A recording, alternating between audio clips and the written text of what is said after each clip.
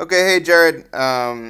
Here's my here's my little tutorial on how to subset a tree. Okay, so I've got a tree here. Sorry, it's a little bit backwards, but I hope you can see it's on your left instead of on the right, or maybe not, because maybe it'll get flipped over. Anyways, you can see it's a tree.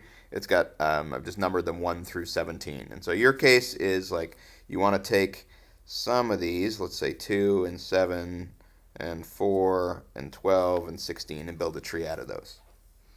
Okay, so remember, let's remind ourselves of what each one of these little points means. So this point means the date in time that the ancestor of species 1 diverged from the ancestor of species 2. So remember that when we talk about that time, this branch may not only have species 1, right? It might have some other species. So maybe it has 1 and it has 0. But species 0 is not on this tree. So we can already see kind of what happened here is that when the tree was drawn, we got rid of 0 and we just traced the path back from 1 to this ancestor, right? Because this is the time that 0 diverged from 2, but it's also the time that 1 diverged from 2. Okay, so now we can use that principle to figure out what to do. Let's start with 2 and 4 here. So what that means is that this point here is the point where species 4 diverged from the ancestor of 1 and 2 and 3, the common ancestor of this group. And so then if we're only looking at 2 and 4, then this point is still the time that 2 diverged from 4. Okay, so concretely what that means is that we can start at each species and just kind of trace it back in time. So now what I'm doing is just darkening these lines, filling in these lines, right? So we're just going back from the modern species back in time, and then we can do it again with species 7.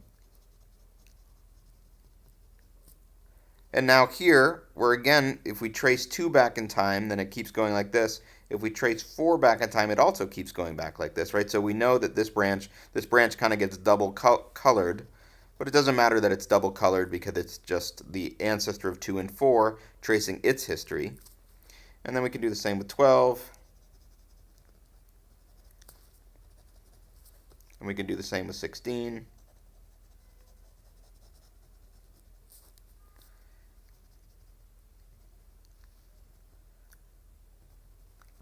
Okay, and so now these thick branches are going to trace out our whole tree. And so if I was smarter, I would have done this in pencil, and then I could have just erased all the other ones. But this may be more similar to what you're going to have because you're going to have a printout of something. So you're not going to have you're not going to be able to erase it. But so then that means that we can just trace this out, and what we get is 2, and then we get this whole big branch back here, and then 4, and this whole branch back there, and then 2 and 4 have this branch, and then from 7 we're going to trace back like that. So 7 is going to trace back out. Okay, and now we trace 12 and 16. So they meet first. 12 and 16 meet. So that's this bit. And then finally, these two meet. So basically the idea is we're going to just trace back.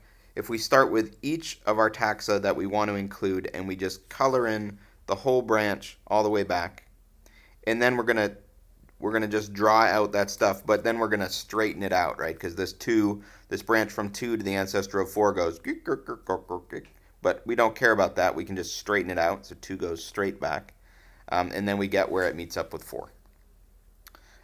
So let me know, I don't know if this is clear enough. So let me know if there's something I can clarify, but hopefully that'll help you get started on it. And why don't you go ahead and take that tree and give it a run and see how you do. And if you send it to me, I'll be happy to check it, and we can see if we get the same thing. Hope that's helpful. Hope all's great.